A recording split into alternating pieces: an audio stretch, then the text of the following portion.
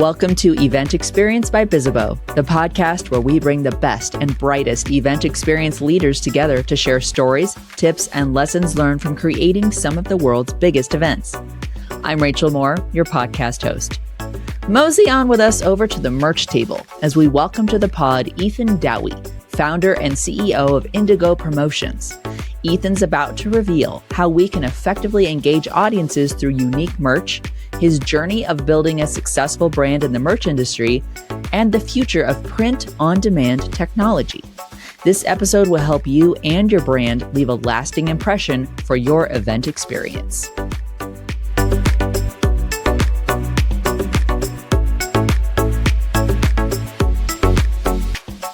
Everyone, welcome back to the next episode in your queue of the Event Experience podcast by Bizzabo. I'm so happy to be here with you with today's guest, who is the founder and CEO of Indigo Promotions, what he calls a merch matchmaker for iconic brands. Over the past 5 years, our guest has helped companies like Zappos, MGM Resorts, Bloomberg, and MAC Cosmetics create branded merchandise that people actually keep. What? When's the last time we can remember that? They keep it, they wear it, and they talk about it. He's passionate about turning ideas into unforgettable merch experiences and blending creativity with practical strategies to run successful marketing campaigns and events. Get ready for insights, fresh ideas, and stories from the world of brand building through merch. With all that, I'm so pleased to welcome Ethan Dowie as our guest on Event Experience. Thanks for joining us on the pod, Ethan. It is a true pleasure to be here, Rachel. Thank you for having me. I am excited as I will get into it. I have thoughts. I have strong feelings about swag, and mostly my family has strong feelings about them, but I'm sure we all do. We're going to dig into this with you. First, I did want to ask you some get to know you questions so our audience can get a little bit more of a sense about you, not just what you do, but who you are as a person, which we all love. So first up, this is kind of a good question considering the industry of events. The fact that a lot of times it's a very long day of people running around on the ground and just trying to make sure everything's going smoothly. Ethan, I'll ask you, if you are having a long event day before you, what are your go-to on the ground event day shoes that you'll be wearing? Wow, that is an awesome question. I always feel like, especially this goes back to my first business, which was a nonprofit, and it was in the event space, which helped me get into this industry. I always had some type of running shoe on, no matter what, because I was bouncing from area to area to area, and then I'd be driving somewhere, and then I'd have to pick somebody up, and it was just always chaotic. And I was like, I can't just be in dress shoes while I'm hosting these crazy busy events that are keeping me on my toes. So no matter what, I will always be in some form of a running sneaker or business casual issues that can turn into a running sneaker. Well, unfortunately, I think it's great too that nowadays they are so in. I mean, it's like, hey, comfort over anything else, right? But they still can like be super trendy and just match up with everything. So you are definitely aligning with a whole lot of other recommendations we've gotten from our podcast guests about what they're wearing too. So love to hear that. Is there anything that you're listening to, watching, or even reading these days that you can't put down? And it doesn't have to be related to events. My favorite author is Robert Greene, and I've recently just ran through all of his books from 48 Laws of Power to 33 Strategies of War. And what's funny is merchandise is such an interesting piece of events. And with all the strategy that's involved and all the detail, these things that I learned that are obviously not supposed to be related to merchandise still somehow come back to how I'm building Indigo and ways that I want to connect with people down the line. So although it's a very serious topic, his books and all the life stuff he talks about, I find that it still relates to my world. And that's an author that I can recommend to everybody for sure. Hey, we love getting new book and author recommendations on here. So that's great. And that's the thing too, is like a lot of these times, you know, whatever the topic might be, usually there's some way this correlates to the stuff I do every day and the things that I make and the people that I talk to and things like that. So thanks for that recommendation. Is there a particular social post or a piece of media or even a hot take about events that you might have found interesting lately? I feel like one thing that I keep hearing, and especially because it relates to swag and it relates to merch or promo items, is that there's a lot of recommendations for people to just forget about it and just, trash it. It's not worth your budget. You're wasting money. And I will die on this hill that is just not the proper way to go about it. And obviously I'm biased, but whether I was in merch or I wasn't, I just feel like people aren't thinking about it the right way. They don't consider how to creatively use items to promote the event. And the number one lesson and the number one rule for me that I tell people when we're working on their event is don't think of our items as the whole cake. The cake is your event itself.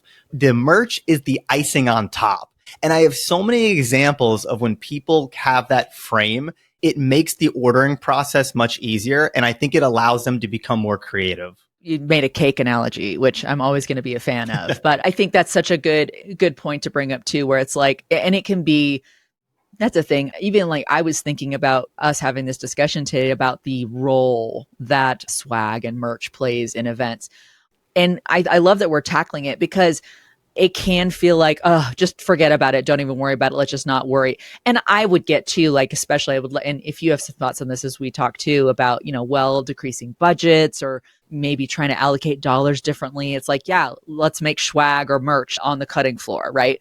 But it's such a crucial component. And I really love that you are kind of supporting that too. I think in my notes, I even called it kind of a pillar of event planning for successful event execution. And that's what we want to talk about today, especially from you. You're not just, you're working behind the scenes and stuff, but you're actually, this is your jam, is the whole merch game. As always, I have literally just dedicated 2 sentences to tell people about who you are. That's just not enough. Ethan, I want to toss it back over to you. Can you tell our listeners more about you, your role at your current brand, and just what your world is like right now? Get brand merch out there and be a merch matchmaker. Heck yeah. So I feel like my merch story is a bit interesting because I only started this company to really fix what I saw out there. When I was the orderer of branded merchandise at my past nonprofit organization, I just never had a good experience. It always came and it was the wrong color. There was holes in it and it just was very transactional.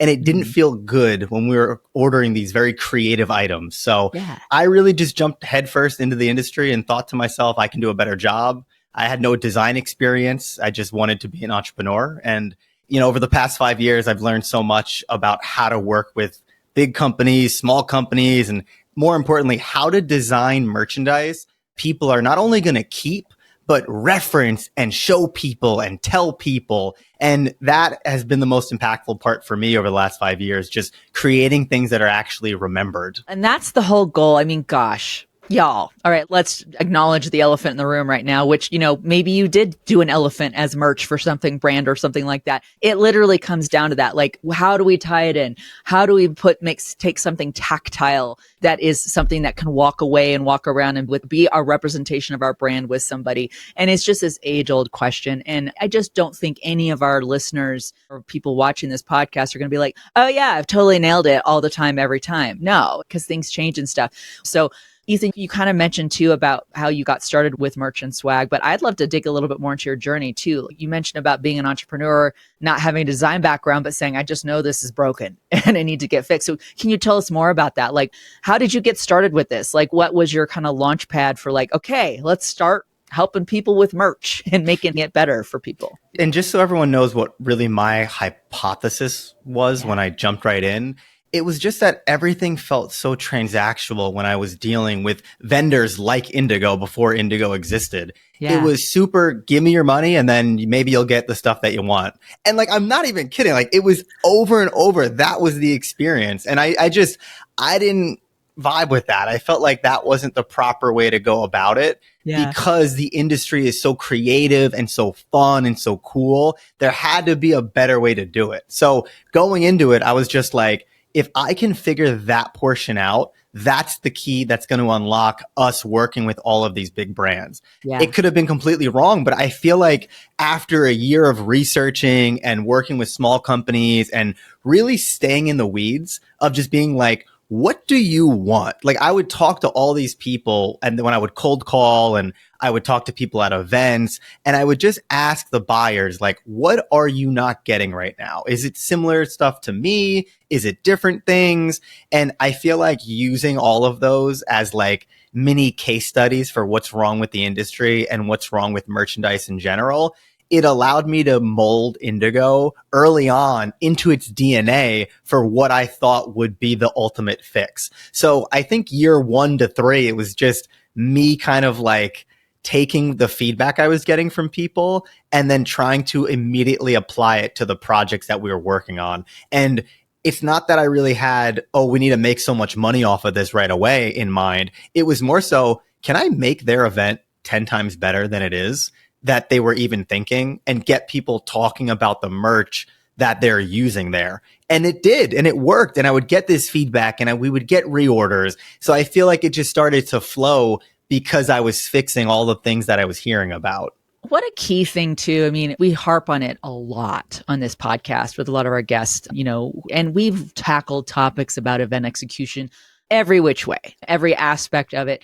But there's just this recurring theme, and not everybody has this down, but it's start with listening. And that sounds like what you did, where you're like, well, this is messed up and I can't be the only one that feels this way. So really, let me take a pulse of everybody. Are you feeling the same way I am? And tell me all the ways that you're feeling about this. And then, okay, great. So now find those common denominators and say, well, great. Well, how can we fix that then? And gosh, you talk about event planners, all the details that they're dealing with, like you said, where it's like, well, we paid this vendor. I sure hope it turns out, that we get the things we needed. We get them on time, because it's not even just the vendor itself. I mean, if you're having an in-person event, there are customs things. I mean, what if there's a delay? What if there's stuff that's out of your control that could be, whether it's geopolitical or it's economical, it might be just based on different locales. Oh my gosh, there's a strike happening over there, or the flat tire or a traffic jam happened over here. The thing you don't want to lose control over is like, yeah, but at least my vendor is not just treating me like, whatever, hope it works out okay, and so I just really appreciate that you brought that up. And, not even just talking in addition to rather the fact that you're wanting to solve this pain point for event planners and brands. Let's dive into like how merch and swag actually work for those folks, where we might tend to think, and this gets back, I told y'all, I teased you that we're going to circle back to this. I personally might tend to think about merch and swag as something I'm going to bring home to my family so they can all call dibs on stuff. I literally bring home stuff in my suitcase, put it out on the table, and they all gather. They look like actual vultures, just like, okay, I want that. I want that. But I also will be in an event. I'm like, oop, that'd be something my daughter would like, or I want that. I'm calling dibs on that. But swag and merch can mean so much more than that. So I'd love to hear from your perspective. How can merch move the needle for like brands, like as far as like lead generation, lead nurturing, brand marketing that goes beyond the event? Well, the number one thing to keep in mind is that whatever your goal is with the merch or with your event, you have to know your audience. And I think that's the number one mistake that I see, is that people will come to us with this goal in mind, but then they're like, all right, let's just order this. And it's not really what the audience wants. It's what they want. It's like, okay, I think this is cool, but your audience might be completely different from you. And we've seen that over and over and over again. So I always tell people, the big brands, the ones who are iconic, that know exactly who they're selling to, they skip that step with us because they know exactly who they're talking about. So they don't need us to help them figure it out. They're just like, hey, this is my exact audience. What items do you have that fit this theme? And having that frame allows us just to be so focused on figuring out the merch for that theme. We line it up, and then everything makes sense for whatever outcome they want. But to get back to your question, I think the most important thing is you have to reverse engineer the entire process. You can't try to build it one step at a time. You have to take the last step when they're getting their items and say to yourself, what do I want them to do with it? Do I want them to bring it home to their family? Do I want them to take a picture of it and post it on social media? It changes per brand that we're working on. And there's so many different projects we have, but what doesn't change is that there's always an outcome that they're wanting. So I think the reverse engineering process is something that we've gotten good at, of just saying like, hey, what outcome do you want? Okay, let's take it further. What do you want it to have happen after that? Let's take it further. And it paints such a clear vision that our clients might not have been thinking about originally. They maybe just wanted 10 hoodies or 1,000 hoodies. And we're like, okay, but what about this? What about this for your employees too? And I think it ties together the overall merch vision in a way that they weren't even thinking was going to be a thing before contacting us. Yeah.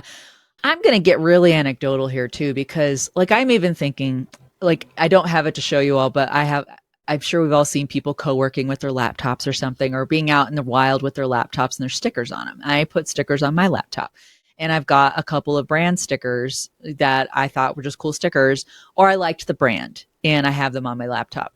And that's great because I can think about like, oh, okay, well, good. Then we're going to have people see that logo. However, if it's not like a major household name brand that everybody knows that logo, like I could put a Coca-Cola or a Pepsi logo on my laptop and people are like, yeah, I know exactly what that is. I could put some random brand out there that maybe people haven't heard of yet, have not been a customer of, they didn't go to that trade show or whatever, and put that on my laptop, and nobody's going to know what that is. We'll be right back with more event experience after the break. Behind every great event organizer is software that makes managing the small stuff easy so you can focus on crafting events that matter. From seamless registration and on-site solutions like the VisiBox to powerful dashboards and the Click Smart Badge, Bizibo's Event Experience Operating System is your all-in-one solution to planning conferences that captivate and experiences that elevate. Visit bizibo.com. That's BIZZABO.com to learn more. We're back with Ethan Dowie to ask how a sticker of our favorite logo is supposed to move mountains for our brand. So I kind of would like, there's a little bit of a spin-off question from what we just talked about. So like, what if people come to you and say, yeah, we want stickers of our logo? Great. What do you want people to do with that? And what's the outcome? Are you guys kind of helping them think through that, saying, well, what do you want people to, what do you want the result of that sticker to be? Do you want it to be a discussion about that brand, or just somebody randomly sees it and says, cool sticker on that person's water bottle or laptop? I mean, it goes farther than that, right? Yes. And I say this all the time. I look at Indigo as, yes, we're making all the stuff, but we're also the brand consultants in a way. I try to kind of position ourselves of never just being like, all right, we'll take your order. Yeah, you'll get them in a week and a half. I want to just go deeper. Like I want to go further with everything so that whether you're coming to me with an order for 100 stickers or, 5,000 hoodies, there's always a reason why you're getting what you're getting so that I can justify making it. Because if I think it's like, I don't want to use the word dumb, but if I think it is maybe not the most thought out as it could be, I'm not afraid to ask the question of just like, what are you trying to get out of this? And I think your sticker example is perfect because maybe someone will come to us and say, hey, I want stickers and I want people to put them on our laptops. But then we could hit them with, have you thought about a QR code that then links back to your website? It's just little things like that that always help us add to the merchandise. And most importantly, and I tell my team this all the time, add value. How do we constantly add value with every single project we're working on? Sometimes people are set. They're like, no. I want the stickers and I want it on my computer and I'm good. And it's like, okay, that's your vision. We're hitting it. No problem at all. But I feel like we would be doing the early version of Indigo a disservice if we ever change that frame of mind to stop helping people when we think it goes further than it does. I love that you mentioned that too, because I mean, I it can easily become a checkbox, like, oh, make sure you order merch, make sure you order swag or whatever. And people are like, yep, I got it. Okay, well, I just need, I guess I'll, and they, maybe they're going to just go ask like ChatGPT or something. Okay, well, what's my standard? What are some normal things I should get? And, oh yeah, stickers, shirts and water bottles, and stuff like that. But maybe they're not, like you said, they're not thinking through, but is it just so you can like have stuff people can grab? What do you want to happen? And I love that you all provide that too, to say, well, let's think more through what it's a call to action. It really is. It's just like having someone click a link or something on an email you send out, or letting you scan their badge at the event or something like that. But there should equally be some thought put into, well, where is this thing going to go in the world? I still remember very, very sad about it. I had a water bottle with a brand on it and I was like, all so proud of it. And I left it in the airport at Las Vegas. And I kept thinking, I'm like, well, it's like a message in a bottle, right? It's going to get out there and somebody will see that brand and maybe they'll follow it and look it up on Google or whatever. So I'm just like, I was very like kind of Hunger Games, like, ooh, just, be blessed on your way. But yeah, the merch can keep on, it can still resonate even if it leaves your purview, I guess. You just want to always think where it can end up, right? I would love to give an example too of just Yeah. some company that we had no affiliation with at all. We didn't make the merch or anything, but it was an event that I just attended. It was a half marathon called the Rocky Run. And Yeah. they were so smart about how they used merch because they used it to promote the entire event. Prior, the whole website was filled with all of the merch that people would get based on what they ran. And if they did more events, if they did 3 events versus 2, they got this and got that. And they made it like a status symbol. And you Ooh. know that it worked because after the race and you get your 3 medals for doing all 3 events, when you're walking around with the 3 medals, every single person that you walk by that also did it, that doesn't have their medals yet, comes up to you and says, where'd you get your medals? Where'd you get your medals? Where'd you get your medals? It's a constant, that question must have been asked 1,000 times that day. And I just think things like that, when you're able to use it to promote stuff, which was their goal in this Yeah. case, it shows that the merch is actually effective. And it's that icing on top that I referred to previously. Yeah. Well, speaking of that, then, thanks for that example too. Let's look back at this year, 2025. Were there any standout merch items that you think kind of won the year, or maybe even by specific industry or type? But what do you think kind of was like, oh, this was what everybody was clamoring for? And then why do you think those were the big ones? I think the coolest project that we personally worked on at Indigo, and it was a really complicated one, was for a hotel chain on the West Coast. And their goal, they came with us with a really super clear vision, and it was just a complicated one the whole entire way. They wanted to craft together a sterling silver charm mixed with a real natural diamond that was in the shape of their $1 million slot tournament that they wanted to give out to VIP clients. And it's only like 50 to 100 of them. But our mission then became, okay, there are 2 routes you can go when you're making merch. You have stock items that already exist and people can just reference a tote bag and say, okay, this is what I want. Or you have entirely custom items that you have to figure out how to make and figure out the logistics behind where you're getting everything from. So then our challenge became, all right, how do we find somewhere that will be able to get us this sterling silver? And then we need to be able to design and die cut the charm exactly into the design and logo that they want. And then we also need to put a diamond on it, and we also need to laser engrave it. So that was kind of our challenge of what we were juggling. And on top of that, we only had a month and a half. So there was a lot of stuff going on that we were like, whoa, we got to get, this out of the way very, very soon. And that's kind of our specialty now, because over the last 5 years, we have really navigated a lot of complex projects, and it's allowed us to build a very clear list of factories worldwide that we use in certain situations. And it's just as simple as seeing what is the most cost-effective way we can get everything done, so it's not costing them $1 million and it's something that is still of the quality that they're expecting. And for anyone watching on the screen, I do have this project right to the right of me because I always have to keep a sample, and it came out beautifully. The diamond is right here in the middle of the 5. It had a laser engraving on the back, and it was to represent their $5 million slot tournament. So this was just a cool one that, like, it was so out of the norm and it was so complicated that once we finished it, we felt like it like raised our level. Like we had another notch in our belt of just being like, we can do this stuff. Like we can handle any complex project that comes our way.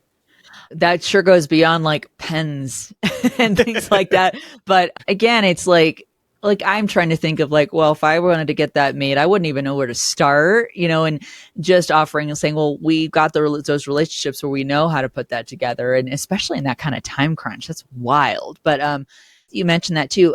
One thing to me, this kind of correlates because I know at Bizzabo for the last year to year and a half, it feels like something we've been hearing a lot about, say from like the type of events that we're hearing, micro events. And so I seem to have like really become more of the forefront and taken the day and taken center stage.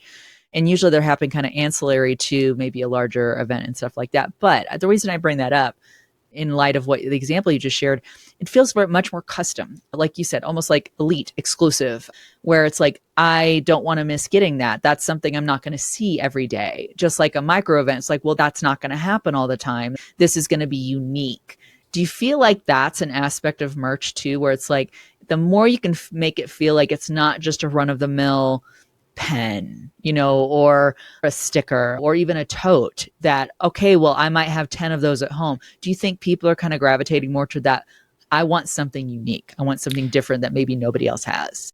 I definitely think that is where we're headed going into the new year. And I just feel like based on the orders that we've gotten and the conversations we've had, because the conversations have evolved from 5 years ago of just being like, need 50 shirts. What do you got? Need this, need a pen. What do you got? Yeah. To, hey, this is what we're trying to do. Like, do you have anything like really cool that maybe is on the more unique side? Like, we have that conversation so much nowadays that Yeah. I do feel like that's where we're headed. With what you said about the micro events, I feel like it's always going to be quality over quantity.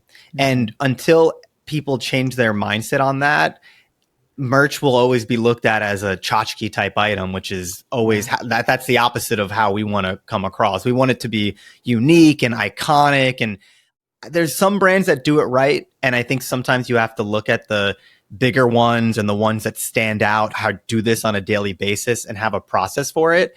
And some are just set in their ways and will always just be like, it's just a box to check. And it's just something to get done for every event we hold, no matter what. But I think things are turning a tide though, and will eventually be, hey, we need a unique item for every event we have. And, we can't just have anything standard. Yeah. Well, speaking of that, then, I mean, we're recording this. It is November of 2025 when we're recording this. So for the next year, 2026, is there anything you're predicting that might kind of be the new thing, the new kind of hot item or set of items or whatever type of items, type of merch that people might be starting to gravitate toward for next year? I actually think it's more of a technology that is a merch technology that is becoming very popular. And we, over the past 3 to 4 months or so, have been setting up a lot of what we call print on demand stores. Okay. And these are very, very cool because specifically for people in the events world, it's a way to get your merch, to get a lot of eyes on your merch before the event even takes place or after the event takes place. And you don't have to commit to as much inventory as you would if you were just buying it and hoping you either sell it or can give it away. So what a print on demand store is you basically set up a pre-list of designs on shirts, pens, mugs, all types of apparel beforehand. And then when people are at the event or before the event, you send out an email blast and they can see all of the merch available. And if they order it, then that one piece will print and ship on demand. And if they don't, then it doesn't cost you any money. And I really think that trend is going to become a lot more popular because so many times we have people not really sure how much to get of something. And then they're just guessing. And then they have 1,000 extra hoodies or pens and they're like, well, this was going in the storage unit. And like, I don't want anyone to feel like that. Like, I hate when I overbuy something and I'm like, I didn't even need it. Like, this sucks. Yeah. And I think that's a bad look on us. So when people use these stores, it helps a lot because then they're never overbuying and it's just always a way to keep things consistent and they don't have to overcommit to a lot of things. Yeah, that makes a ton of sense. I mean, I just think even anything you think about that too, where it's like it's order on demand. And honestly, that on demand thing just feels very, very right for the times, where it's like, yeah, I mean, and again, another topic we've talked about ad nauseum on this podcast is the tendency lately for people to make a game time decision about going to an event, even very last minute. It is the bane of every event planner out there because, these registrations they're getting, you're like, oh my gosh, you're coming in really last minute. And if I'm trying to plan for head count for any reason, it usually just throws a whole wrench in there. But that is where we are. People are very much like, yep, I'm going to decide now, a little bit more spontaneous spur of the moment. Not saying they're not researching their options and stuff, but they might be like, yeah, I'll decide at the last minute. And I appreciate that you brought that up, that technology is becoming more prevalent to say, well, that's okay. That we can still give them that piece of merch that is going to be great for your brand and we can get that to them and they can make that kind of late game time decision and it still works. I only have one last question for you. Easiest question of all. Where can our listeners find and follow you online? I am most active on Instagram and LinkedIn. Everyone can follow me at Ethan Dowie. And for anybody, because I feel like the events world is so challenging and you always do need a friend. For anyone that needs help with their brand or branded merchandise, free 15-minute consultation if you just DM me Bizzabo, and I'll know exactly where you came from. I'll know you're listening to this podcast. And when I got into this industry, I really just wanted to help people create iconic merch. And it's not just for giant brands like Mac and, MGM Resorts. It's for anybody. Anyone working on a project deserves the ability to create iconic merch. So if anybody needs help, I'm always available, and just message me Bizzabo at all my social medias.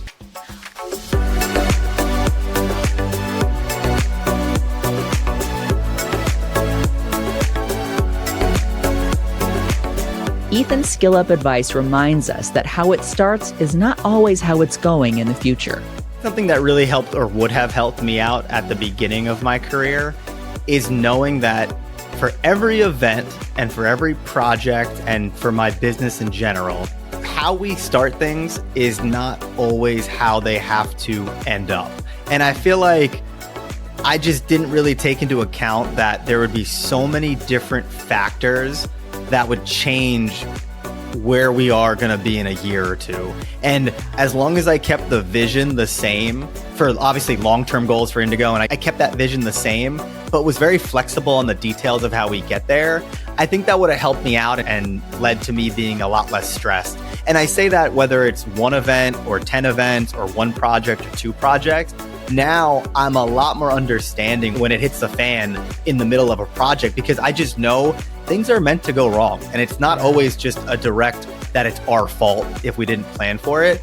And it's more so just how do we react to this change that is inevitably going to happen? So I keep that in mind with my business just in general, and every project that happens, I'm just like, all right, something's going to go wrong here. So let's figure it out when it comes up. And I just think anyone in event planning knows it is a lot like that. The logistics. I respect anyone in that world because I've seen so much panic on people's face talking to them live, like at an event or via Zoom, just panicking that they don't have, enough time to get merch or whatever.